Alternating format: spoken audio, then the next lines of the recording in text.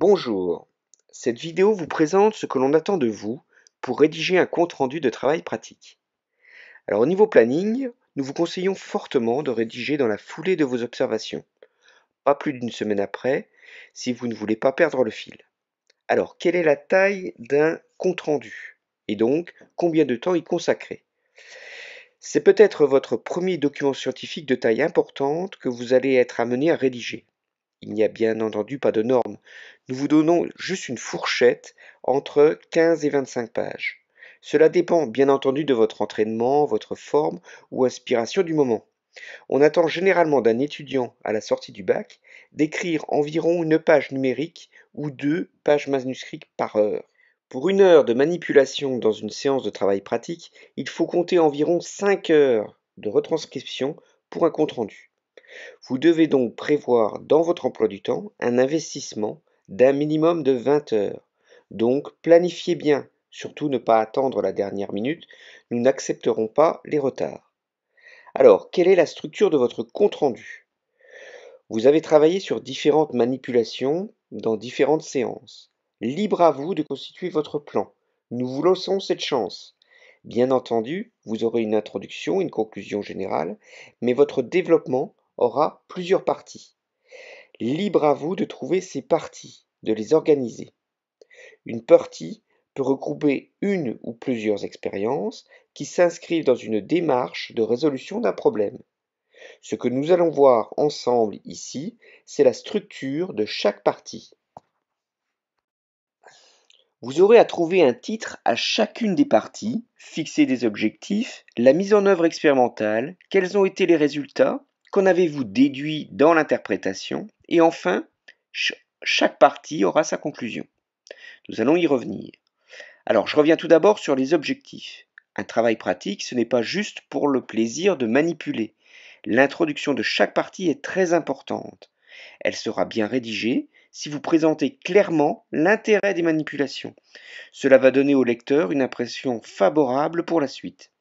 On apprend ici ce que vous allez chercher, quels sont les buts des manipulations. Il s'agit de définir clairement ce que l'on cherche à réaliser, à montrer ou à déterminer. Alors en physique, le but final est bien souvent de vérifier des théories ou alors d'illustrer ou approfondir des notions. Je vous conseille à ce niveau de définir les notions que vous allez aborder. Vous pouvez bien entendu vous servir ici de votre cours. Il faut que les mots-clés, les plus importants, qui se rapportent à votre cours ressortent. Autre chose, si vous utilisez les différentes méthodes, il faut alors expliquer pourquoi. Donc je résume, on attend que vous présentiez les différentes étapes de la démarche qui a été adoptée pour résoudre le problème scientifique clairement défini. On attend aussi que vous expliquiez brièvement le protocole expérimental lors des manipulations.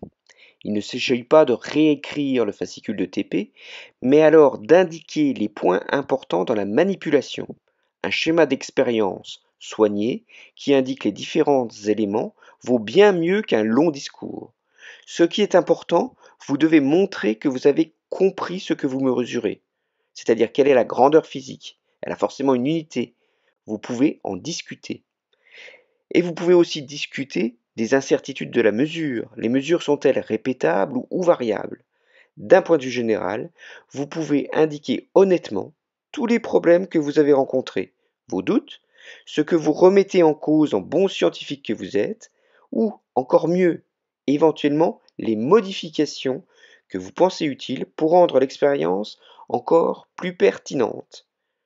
Pensez aussi à la sécurité. Y a-t-il des précautions à prendre? Alors, dans la section résultats, on organise les observations et les mesures. On respecte les unités et le nombre de chiffres significatifs.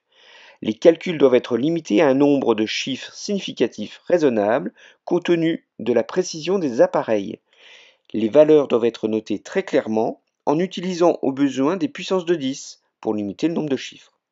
Quand un grand nombre de mesures a été effectué, n'hésitez pas à les présenter sous forme de tableau, en précisant toujours les unités en tête de la colonne. Vous pouvez aussi rajouter des photos prises avec votre téléphone portable ou des impressions d'écran. Il faut trouver la forme qui semble la plus judicieuse. Alors pour les figures, le tracé de courbe est un élément fondamental en physique. C'est pourquoi il faut lui apporter un soin et une précision très importante. Soit vous prenez du papier millimétré, je recommande de découper le graphe et de le coller sur la copie s'il est petit, sinon le numéroter, donner des annexes, un numéro d'annexe, afin de pouvoir s'y référer facilement. Soit vous pouvez utiliser un logiciel ou un tableur informatique. Il faut occuper la plus grande surface disponible sur la feuille pour une meilleure précision. La figure comporte un titre, les noms ou symboles des axes et les unités.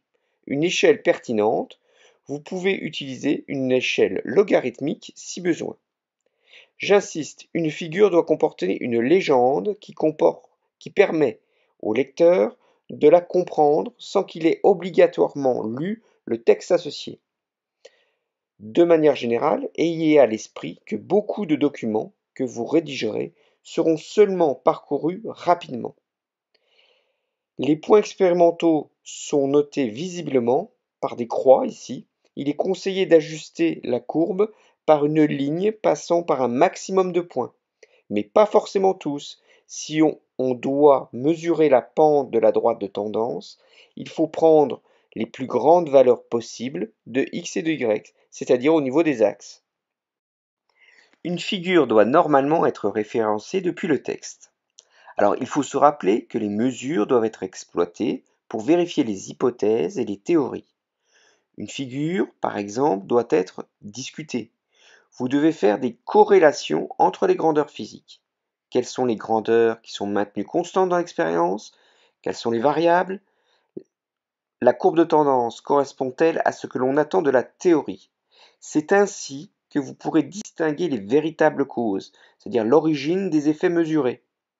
Si vous utilisez par exemple deux méthodes différentes, est-ce qu'il y a un accord? Alors vous pouvez aussi comparer avec les résultats de la littérature, ce que vous trouvez sur le web avec Wikipédia.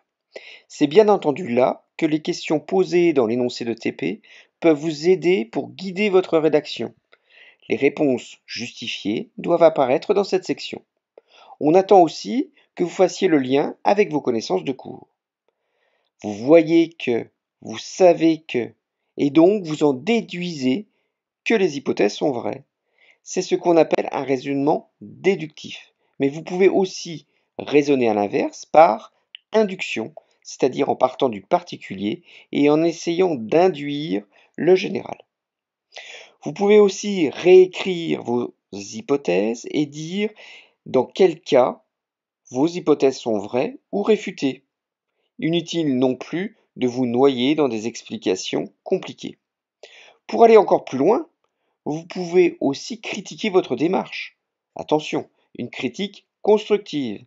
En quoi votre méthode est-elle raisonnable? Vous auriez pu l'améliorer? Il est possible que vous ayez aussi commis des erreurs. Alors lesquelles selon vous? Comme tout travail rédigé rigoureusement, il est essentiel de conclure. Alors soignez cette partie qui solde votre TP.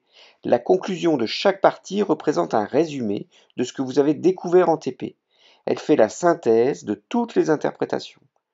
Il faut indiquer si les objectifs sont atteints, si les résultats viennent confirmer les hypothèses. Finalement, qu'avez-vous appris de cette partie? La conclusion permet d'élargir vos hypothèses. C'est en fait une démarche inverse que vous avez faite en introduction. Alors un autre point important de votre compte-rendu, sur lequel nous allons être vigilants, c'est la forme.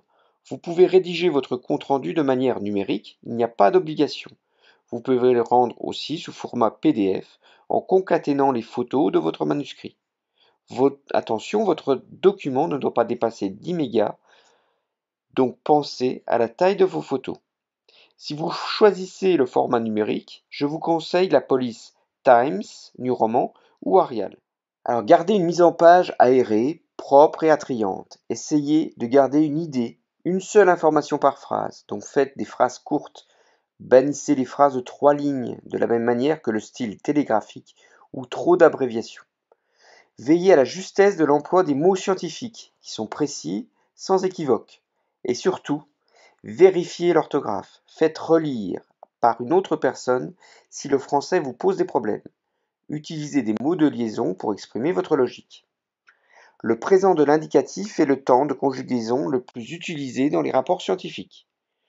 Alors sur votre page de garde, vous indiquerez votre nom, prénom, numéro de groupe, la date, votre filière et l'intitulé du TP. Nous vous donnons ici, pour conclure, les éléments de la grille d'évaluation qui serviront à la notation de votre rapport par vos enseignants référents. Alors, outre ce cadre nécessaire, le compte-rendu est un exercice libre. Je vous rappelle que vous pouvez choisir votre plan, organiser votre partie. Donc, c'est l'endroit pour vous laisser exprimer votre créativité. Ne la laissez pas tarir. Faites appel aussi à votre imagination pour vous inspirer, susciter votre curiosité. Je rappelle que vos enseignants référents sont là pour vous donner des pistes. Une idée, c'est juste une nouvelle combinaison d'éléments anciens. Voilà, nous vous souhaitons une bonne rédaction et merci pour votre attention.